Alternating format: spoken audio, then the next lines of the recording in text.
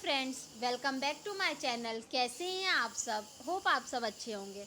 जैसा कि आप सबको पता है, ये हमारी बिजनेस स्टैटिस्टिक्स की सीरीज़ चल रही है, जिसमें आज हम अपना नेक्स्ट टॉपिक पढ़ने वाले हैं, जो कि है demerits of sample random sampling.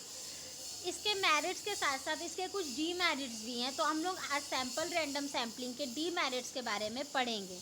पहला जो डीमेरिट है वो है problem of complete and up to data information. The use of random sampling requires complete and up-to-date list of finite population. In practice, it may not be readily available in many inquiries, and in such cases, random sampling cannot be used.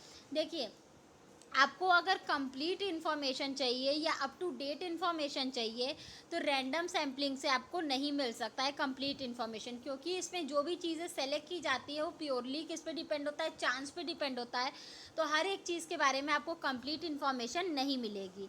Next है आपका problem in field survey. In field survey, if the area of coverage is fairly large, then the units selected in the random sample are expected to be scattered widely geographically.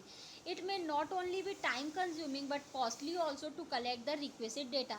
देखिए, जब आपका जो area, जिस area की information आपको collect करनी है sampling के लिए, जब वो लार्ज होगा, तो ऑटोमेटिक जो आपका सैम्पल का साइज़ होगा, रैंडम सैम्पलिंग का साइज़ होगा, वो भी क्या होगा, लार्ज होगा, जिसके वजह से आपका टाइम के साथ साथ पैसे भी कंज्यूम होंगे और बहुत ही ज़्यादा टाइम और पैसे खर्च होंगे उसको रेडी करने में। नेक्स्ट है आपका प्रॉब्लम ऑफ प्रॉपर रिप्रेजेंटेशन।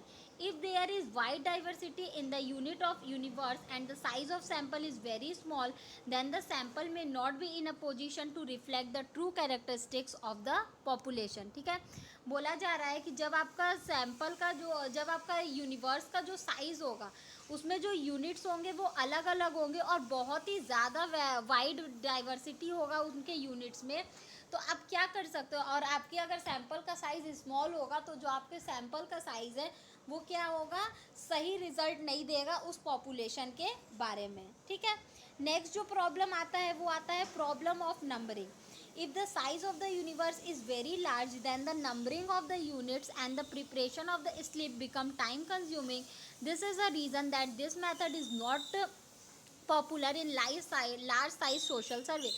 जब आपके यूनिवर्स का जो साइज़ होगा वो बहुत ही ज़्यादा लार्ज होगा, तो उसके लिए स्लिप तैयार करना, हर एक पे नंबर मेंशन करना, वो बहुत ही ज़्यादा टाइम कंज्यूमिंग होगा, जो कि आपके लिए सुटेबल नहीं होगा जब आपका यूनिवर्स का साइज़ लार्ज होगा तो। ठीक है, नेक्स्ट है unsuitable. If there are certain units in universe which should either be definitely included or be definitely excluded in selection for sample, then this method is not suitable. देखिए, किसी certain कोई ऐसा unit है universe में जो कि क्या किया जा रहा है, वो हमेशा ही सेलेक्ट हो रहा है, या तो हमेशा ही क्या हो रहा है, एक्सक्लूड किया जा रहा है सेलेक्शन में, सैम्पल में, तो ये मेथड आपका सुटेबल नहीं प्रूव होता है। ठीक है, मान लीजिए कोई ऐसा यूनिट है जो हमेशा से ही सेलेक्ट हो रहा है सैंपल में, या फिर कोई ऐसा यूनिट है जो कि कभी नहीं सेलेक्ट हो रहा है, तो उसके वजह से आपको एक्यूरेट रिजल्ट नहीं मिल पाएगा। तो ये सैंपल का क्या है, ये भी एक ड्रॉबैक है। होप आपको ये टॉपिक समझ में आया होगा। फिर भी किसी को कहीं कोई भी प्रॉब्लम हो तो आप मुझे कमेंट सेक्शन में कमेंट करके पूछ सकते हैं। Thank you so much. Please like, subscribe and share my channel. किसी को इस सब्जेक्ट या किसी भी सब्जेक्ट के नोट्स परचेस करने हो तो आप मेरा डिस्क्रिप्शन बॉक्स चेक कर सकते हैं। Thank you.